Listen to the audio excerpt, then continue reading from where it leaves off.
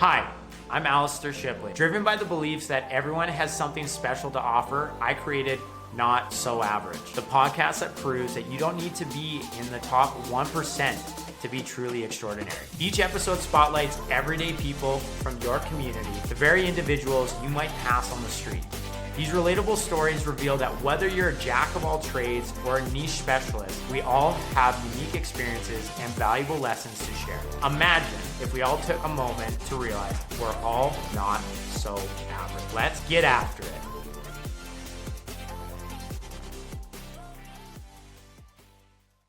Hey, Not So Average listeners, this is your host, Alistair Shipley, and we have just reached a big milestone of episode 10. Now, at first, you might just be thinking, Alistair, you finally just hit double digits. But for me, this episode actually means a lot, and we'll get into that. Normally speaking, when you tune into our podcast, it's an interview with another person. It isn't just singular Alistair sitting by himself having a little monologue that you happen to be listening to. This episode is going to be one of the episodes where it is going to be Alistair just speaking to himself. The reason why episode 10 is just me is because originally when I sought out to make this a reality, I thought to myself, we'll visit where things are at episode 10 and just see if it's worth pursuing any further. Thanks to being challenged by a close friend at jiu-jitsu. His name's Jay. Shout out to you. Hopefully at some point you'll hear this episode. But he made me completely rethink the idea of reevaluating at episode 10. His thought process was sound. 10 isn't enough. There's no possible way that I could have received enough audiences or views or likes or whatever the metric was that I thought I'd look for in such a short period of time. Thanks to him, I now have a much further out roadmap before I ever make the decision, is this something for me? And just so you guys know, as it stands right now, nothing gives me more excitement than doing this podcast. There's a few other things, but this definitely helps. So this episode, what I thought I'd do is go over my background and why this podcast rings true to me and why I felt that this was a message that other people might be interested in. Now, up until this point, you would have heard me discuss with one of my guests named Jen Aubin how she was an instigation for the idea of this podcast about 2 years ago. She serves as a board member for what's referred to as the STEM Innovation Academy here in Calgary, Alberta. And she had reached out and said, hey, Alistair, I think you should come and speak to the high school students because I think you're very relatable. And I probed her a little bit and said, what does that even mean? And she said, you're not like the CEOs or ex-Olympians or those sort of people that generally are brought in, but your career path will definitely speak to more people in this audience. She also indicated to a lot of the students there were being set down a path of, hey, you should take this route of being an engineer. You should take this path of being, I can't even remember what she had brought up at the time, but just very straight career paths. And she said, because of your roller coaster of a career, you might actually shed a lot of light on how this is normal. And at that point in time, it made me sit down and be like, hey, is this average? Is this normal? And that little thought festered. It absolutely festered. And I'm glad it did because it got me thinking, am I average? What does success look like? And then eventually, when a milestone in my own personal life happened, I was like, hell, I got to get this out there. I got to share this with other people. So there began Not So Average, the podcast. So this episode, I am going to share my career, things that I'm focused on, and what has helped me take the path and make the best out of what looks like a very eclectic, or as one of my guests said, a portfolio resume. So let's get into it. So the podcast, as you might have heard and maybe hopefully has resonated with you yet, the podcast highlights what success. The podcast highlights that success looks different for everyone. People's career paths are not linear. Everyone has a unique journey. And I truly believe that. I've often asked my guests, what does success look like? And I've yet to have the same answer from guest to guest. My background is a perfect example of this. My work experience is very diverse and unconventional at a first glance. Now, a little bit about my personal life. I have been in the dating scene, and it's funny what people bring up when you're first getting to know somebody. Often when you're in the dating scene, there's simple questions of, what do you do for work? And I don't shy away from it. I explain, hey, I help run one of Canada's largest residential solar companies here in Calgary. And then generally the follow-up question that comes from that is, holy smokes, like, how did you get into that? And that's where the fun comes in. So let's actually start from the very beginning so you can see how wild my background is. When I was in high school, I originally had the idea of getting into the trades. I wanted to be a carpenter. My uncle was, I'll call it, high-end kitchen cabinetry installer and manufacturer, and built them from scratch at a great company here in Calgary. And I did something called the Registered Apprenticeship Program, which brought me to one of his employers. And this taught me a whole ton of skills for a high school student, like how to wake up and just do things that you really didn't want to do. So I was at work. I can't recall right now. Maybe my nightmares say it's 5 a.m., but I bet you it's closer to 6 or 7 a.m. I'd be at work in the summer as a high school student, 5 days a week, working just shy of 10-hour days. At the end of this program, I ended up deciding carpentry, trades, this direction isn't for me. Unfortunately, at that point in time, I think it was around my birthday, we had sat down at a restaurant and my dad pushed me. He's like, hey, why don't you just apply to work here? And I looked around and I was like, yeah, it'd be pretty cool. And my dad definitely called my bluff. He called over the kitchen manager, and the kitchen manager came over and was like, yeah, we're hiring for a dishwasher. And so I came in for an interview the next day, got the job as a dishwasher, and that led me down a wild path in the culinary and restaurant industry for about 8 to 10 years. Fun story, I was a dishwasher for just shy of a week before I got promoted to working the line. The line is where all the food's made. I started as like grunt work, doing the fryer. For anybody that's ever worked in the industry, is the absolute worst. You're constantly getting splashed with hot oil, and it's super hot. You stink like McDonald's by the end of the day. Actually, it's worse than McDonald's. The smell that you smell outside of the McDonald's vent doesn't compare to what you're getting home whiffing. Like Axe body spray was never enough. I quickly worked my way up to one of the most sought after positions, which was the grill cook.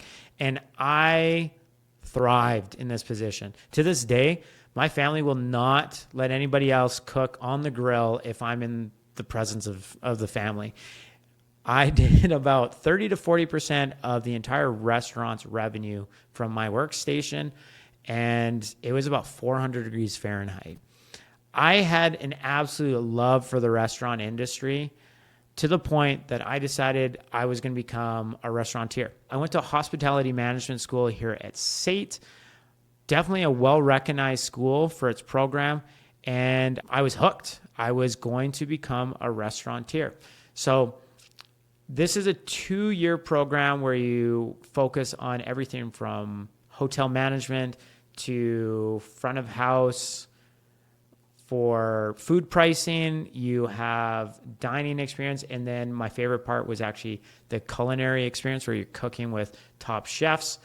And so when that program was done, I had the idea that I'd eventually go back to school for business, which the idea was for me to learn things like marketing, accounting, all those sort of things to run my own line of work. Now, while I was in business school, I had a complete change in thought. I had it in my mind. I'd have hospitality management, then I'd have business. And then I toyed around with the idea of I'm going to go to interior design school so I could completely concept my own restaurants. While I was in school, I was doing door-to-door sales to put myself through the programs that I was studying for. And I had this sales mentality that I guess was really focused on motivation and personal improvement. And it inspired me to take a class. I think it was Intro to Entrepreneurship 101. Don't quote me on it. But basically, I had the very first, and if I'm not wrong, I think one of the very few classes that Ray DePaul ever taught at. So Ray DePaul is the director of the Innovation and Entrepreneurship program at Mount Royal and is the Yoda to a lot of the people that have been on this program. There's been a lot of guests that are my personal friends because of this program, but in part because of the great work that this person's done. Fortunately for me, Ray DePaul starts the class and he is describing the syllabus. And the students at that point in time, you know how students are. They're not fully paying attention. They're gossiping. They just came back. I think we just came back from summer break, so everybody's just getting to know each other. And Ray couldn't get anybody's attention. Finally, he just said, hey, you guys don't need to pay attention to me, but I've already had my success. Something along those lines. And I sat there front row as, whoa, I like this guy. And I was hooked. From there on out, I took every single entrepreneurship and innovation course that I possibly could at Mount Royal and spent as much time as I could with Ray DePaul.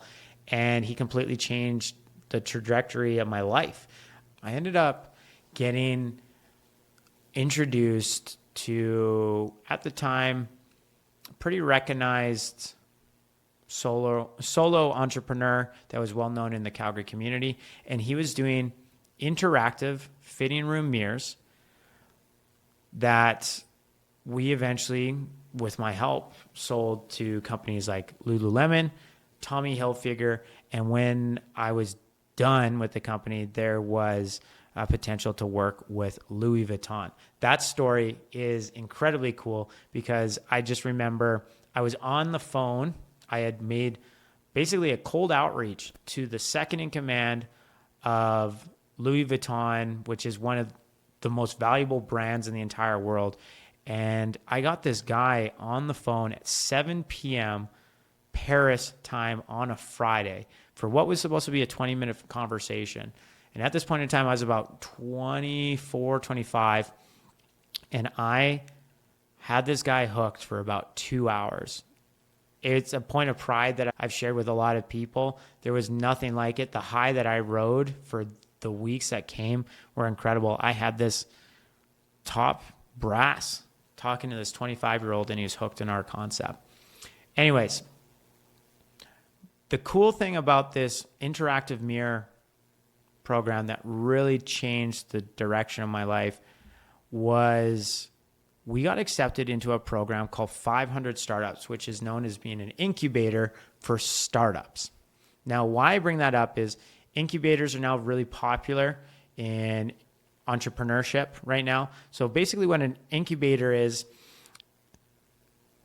it's generally an educational program given to companies that have had investment from a particular venture capital firm. The idea behind it is that you get enough education while in this program to basically multiply the value of your organization in a very short period of time. It also gives the VC firm the opportunity to closely evaluate you. I'm imagining for the idea of if they want to do follow-on investment or just introduce you to other people in the industry that will become investors as well in their network. 500 Startups was based in the San Francisco Bay Area in Mountain View, California.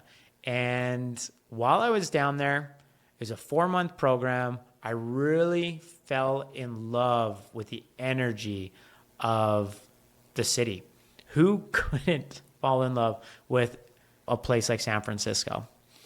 Now, while I was down there, the reason why I was so hooked on the energy, you'd be walking around and people would be talking about their experiences at Google. You have the Google campus there. You have people from Apple talking about the next launch just on the street. They'd be talking with their friends. They'd be talking about the next wave of the MacBook. And then you'd have organizations talking about cloud computing and holy shit, look out. You're about to get hit by a freaking self-driving car because Waymo was at that point in time testing their self-driving cars. You watch Silicon Valley, the TV show, that was the life that I was living. So when a company made themselves available to hire me, I quickly jumped on it and I told, hey, this Calgary company, I'm done. I'm out. I'm moving to San Francisco. So I told my parents I'm getting a visa and I basically set up some roots here for a little bit.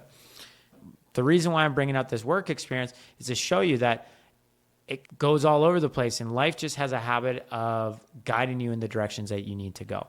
So I had originally been set on the idea of becoming a carpenter.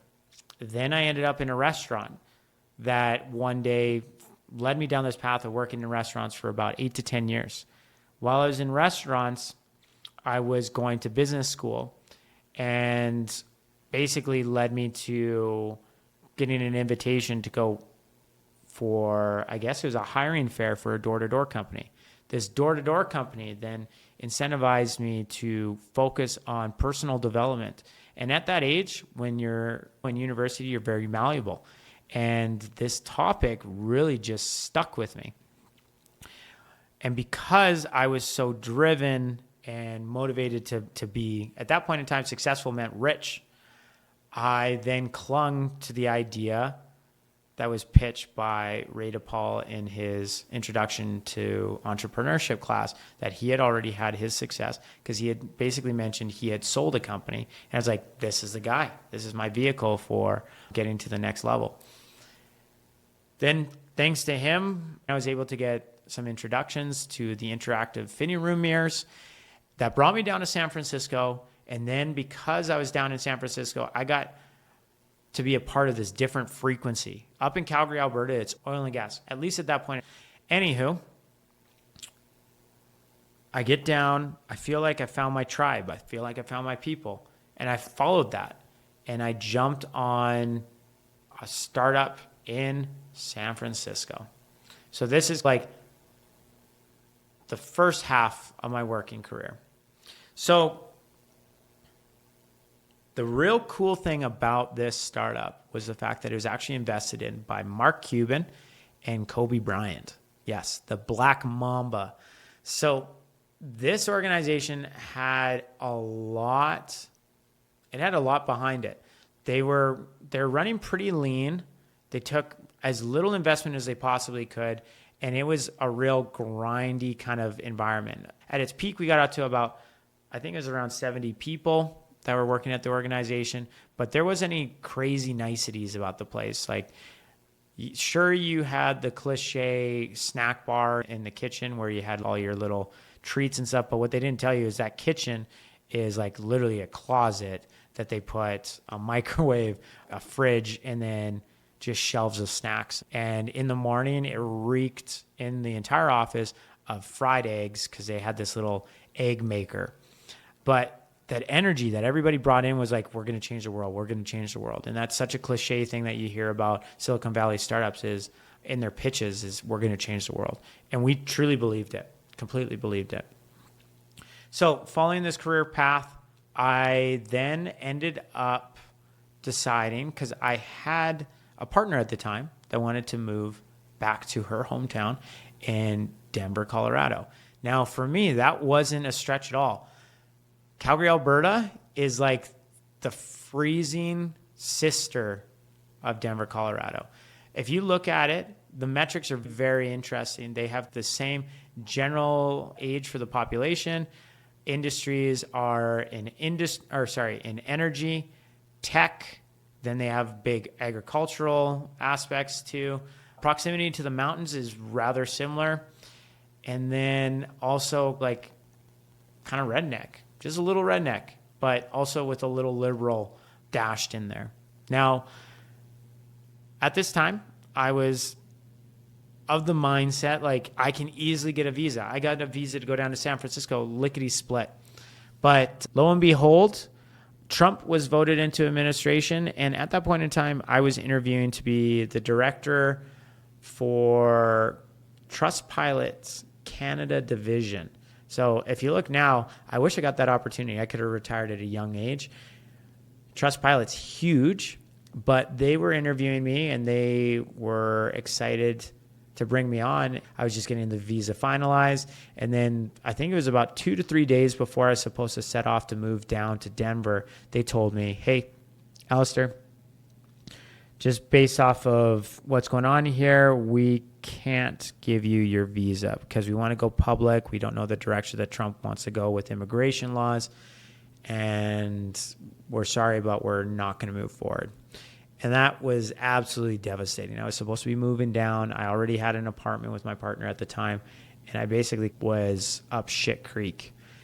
Fortunately for me, before I found out about this news, I had been actually working with one of my friends that was kicking off a bison ranch in British Columbia.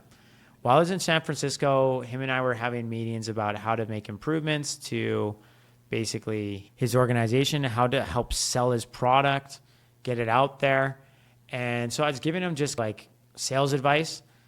But when this thing with Trustpilot fell through, I reached out to him and he said, yeah, let's partner up. Let's get you on board. Let's blow this bison company up.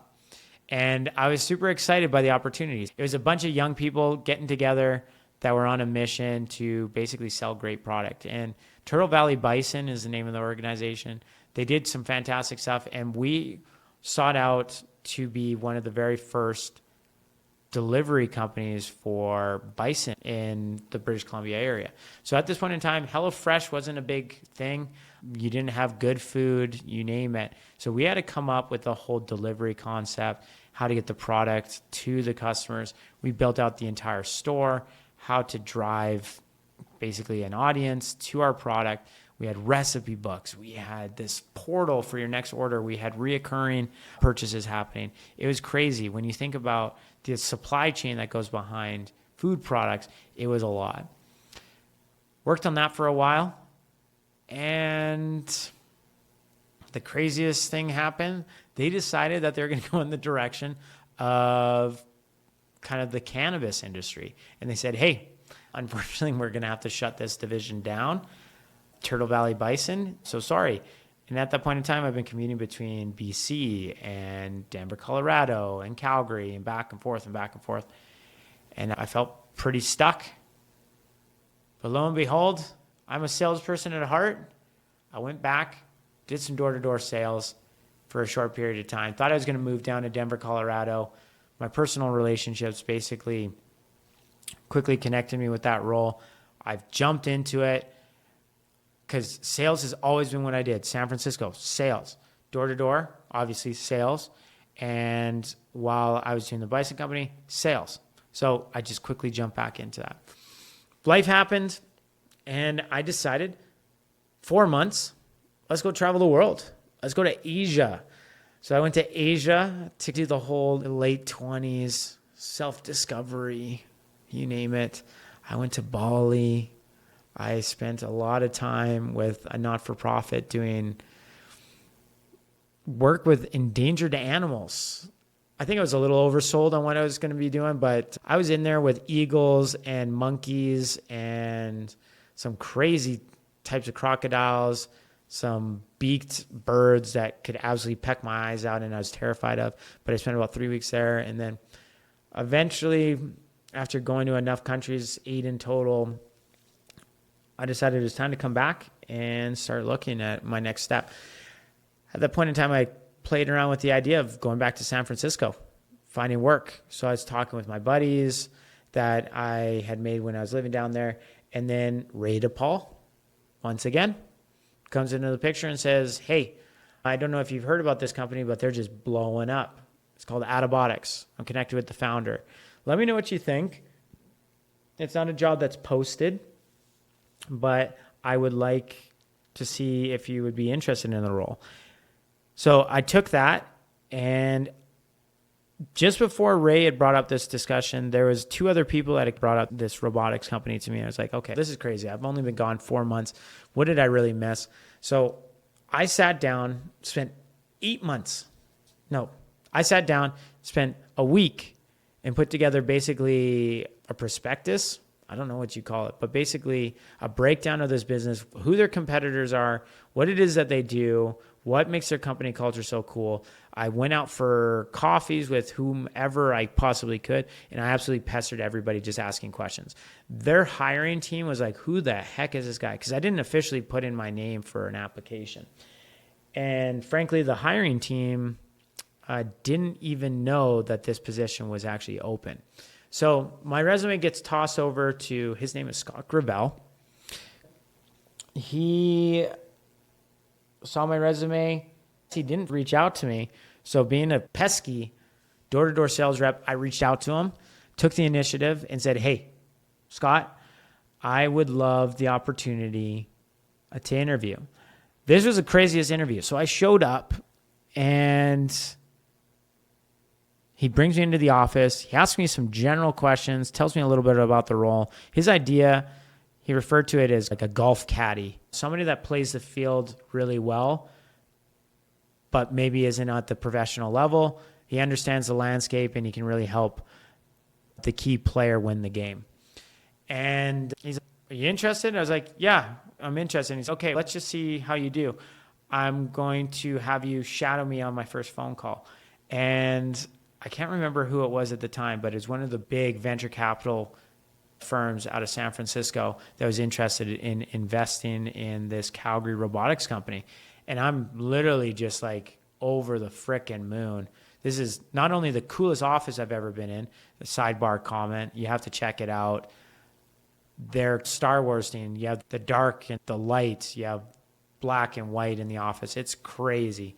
Anywho, I'm sitting there, and he's just firing off questions, and I'm taking notes, and he asked me what my summary was of this. He's like, is this something that you want to do? Just listen in, help me stay on top of everything, travel the world. And he didn't phrase it travel the world, but be in every meeting, which meant I had to travel with him. And I said, yeah. He dumped me in an office with one of the executives and said, what do you think? And the next thing you know, I have a job offer. Spent 4 years with this robotics company. And the reason why I'm putting so much time into this was a pretty transformative part of my life. I was in Fortune 500 CEO meetings. I sat with some of the biggest brands in the entire world, with some of the biggest supply chains. I was fortunate enough to be a part of conversations with the biggest investors in VC, in the venture capital world, that had offices on Sand Hill Road, which is a famous place in Palo Alto. All of this I'm bringing up because I didn't have the skill set to be in there on my own. I was very fortunate, and I was given an opportunity that I was not going to waste. I spent all of my waking hours trying to learn as much as I could about this industry and trying to bring as much benefit to the CEO and founder, Scott Gravel, that I possibly could. So not only when I was done work after 10-hour days, I'd go home and read up on all of these companies because I was absolutely fixated on making us a success or bringing value to the company. Spent 4 years there, 2 years as his direct report and following him around. And then eventually I got the opportunity to help out other divisions and concept out a few ideas that we had for our product. Unfortunately, due to circumstances with COVID, destroyed a lot of businesses. We were very fortunate though, because supply chain, which is where the robotics really was a solution for, blew up because you started to realize the dependency on manual labor wasn't a solution for a company. Now, unfortunately, I did get laid off, but as I often seem to be doing, and I'm just having this recollection as I'm talking here, I have a few irons in the fire at most times. At that point in time, when I got laid off, I'd actually been working with a solar company here in Calgary for, I think, just shy of 6 months. We were trying to save up some money. And so I was moonlighting this company, making some extra dinero and having a great time. So when I got laid off, I just literally got off the phone call. I was pretty shook. I was very shook. This company, Attabotics, meant a lot to me. And I turned around, called out the solar company and said, hey, I'm jumping on full time. And the rest is history. I went in originally as a salesperson because the best part about the sales industry is it's pretty flexible. And normally, if you're good, you can make some good money. And at that stage, I was just looking to make money, travel, figure out what's going on for the next stages of my life. But turns out I'm a little more ambitious than that. And we started having discussions of what does this solar company 2.0 look like? And what I mean by that is they were a very manual company. Everything was done on Google Sheets. The tools used were very janky. And I said, hey, this is my skill set. I love streamlining processes, not to cut out jobs, but to make people more efficient. And so we started talking, and eventually they're like, hey, we want to bring you on. And I negotiated and came on as an executive of the solar company. And at a first glance, like, this doesn't seem to make sense. But what I haven't described through this long-winded monologue is I've always been fascinated in for-profit, for-good organizations. So what I mean by that is think of the shoe company Tom's. That's an organization that for every shoe or pair of shoes that you buy, a pair of shoes is donated. You have Warby Parker, which is a glasses company. So there was a period of time, I haven't been up to date on them in a little while, but at one point in time when you bought a pair of glasses was given to somebody. And you had these organizations, and now this one-to-one program is very common. I've always been fascinated in this kind of stuff, but what I like is for-profit, for-good organizations that the bison industry, believe it or not, is really good for the environment versus some of the other alternatives. Now, the robotics company had a huge impact on environmental footprints. Imagine you no longer need a 1 million square foot warehouse in the absolute boonies of a major metropolitan. So I'm talking like you're literally outside of the city trucking in the goods. You can condense it all and have it just in neighborhoods. So commute transportation was completely slashed. Loved that. That concept was great. The solar industry, not much different in regards to it can make a huge impact on the environment. We don't need to get into the topic of like how solar panels are manufactured and stuff. There's a lot of conflicting information out there, but at its core, I strongly believe in the direction of solar power. Now, so I jumped on this and I've been riding this wave ever since.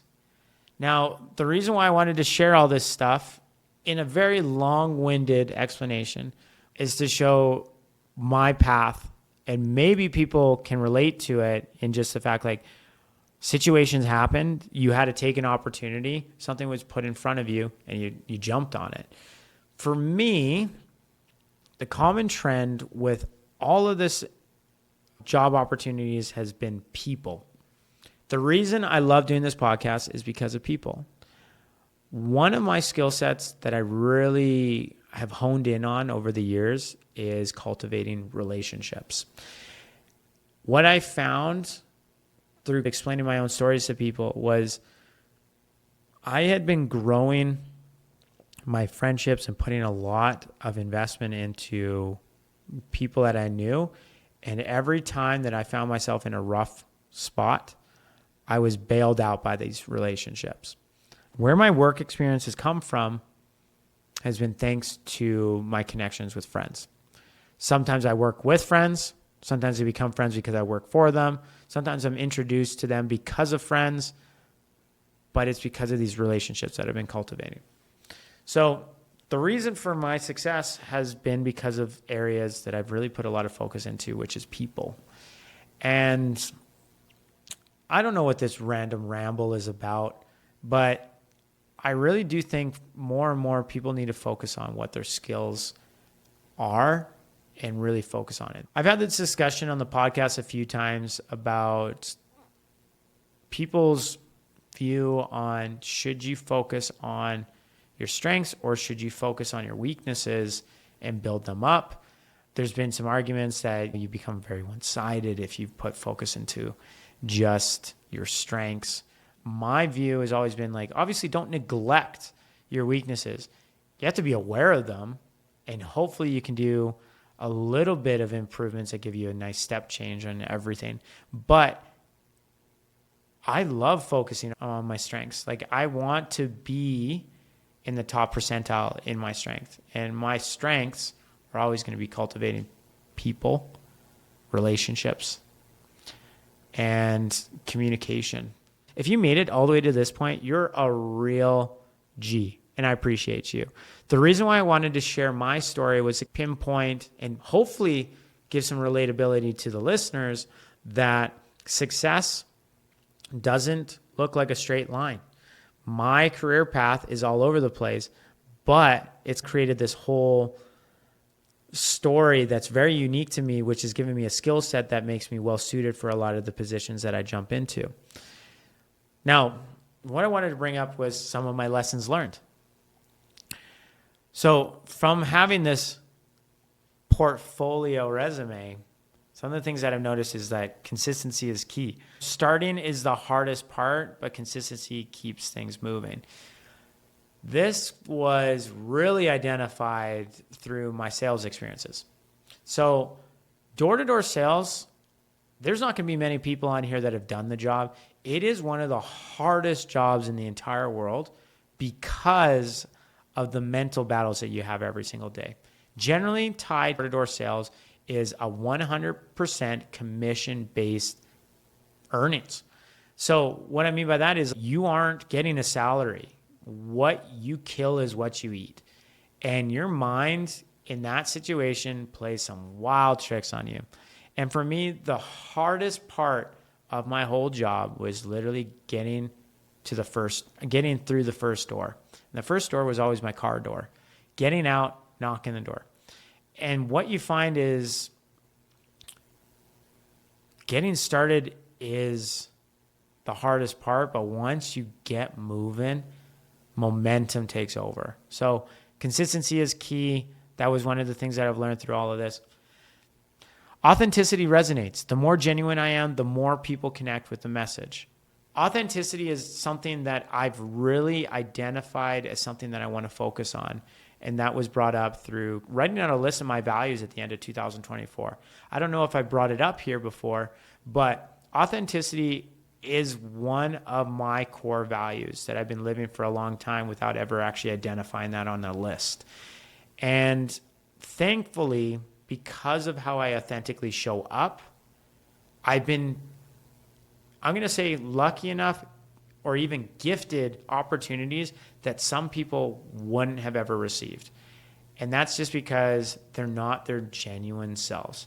I'm authentically myself in every situation. At least I try to be. There's obviously times to wear a professional hat. There's sometimes the time to wear your jester and just completely let loose. But at its core, kindness and authenticity is my driving factors. Another lesson that I learned, everyone's path is unique. Obviously, that's why we're here with the podcast. The other thing that I've learned is surround yourself with supportive people. I wouldn't be where I am today. This podcast wouldn't even be made possible if it wasn't for being surrounded by good people. Evan Luft, who was my first podcast guest, is the reason why this podcast looks and feels the way that it does.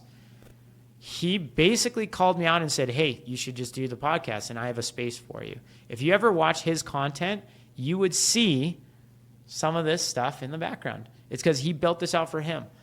Surround yourself with good people. If I didn't have the friend group, I wouldn't have basically hit my 10 episodes. I'm now at the point where I'm actually being referred to people.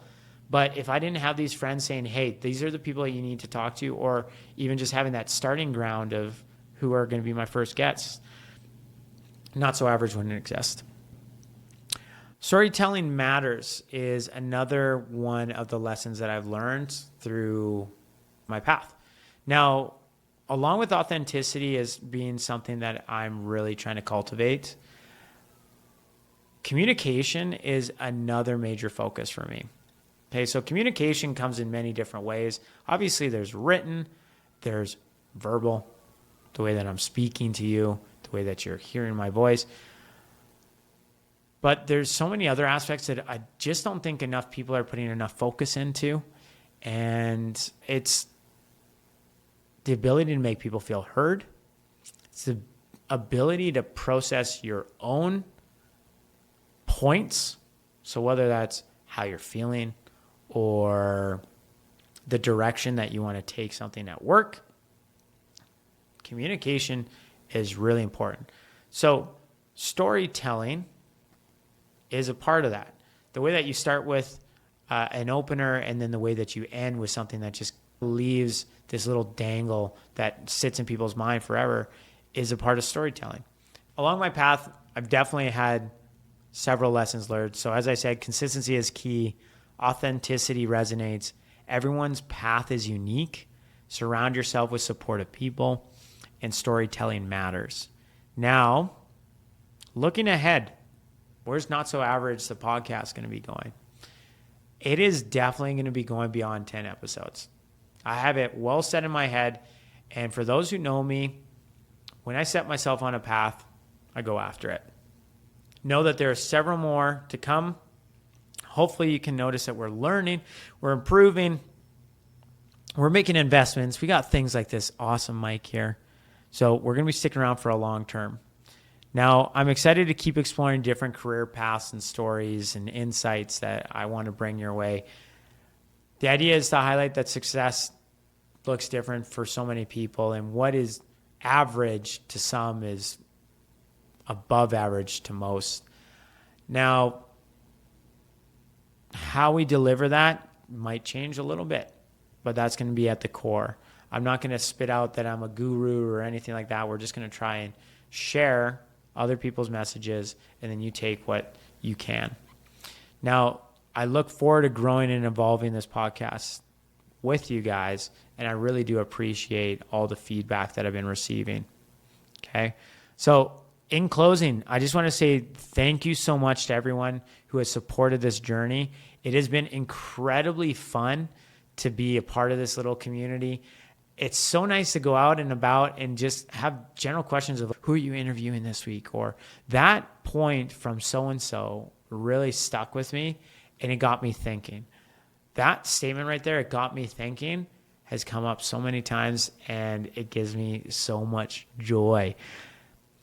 If you're enjoying this podcast, please help us get it out there. There's a reason why all of your favorite mediums for content say, please share, please like.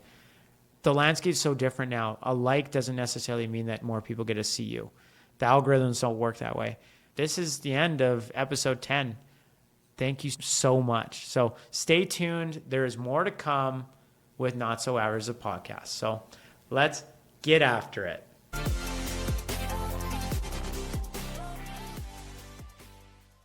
I don't know what the fuck I'm going to do with this thing. This was the longest ramble ever.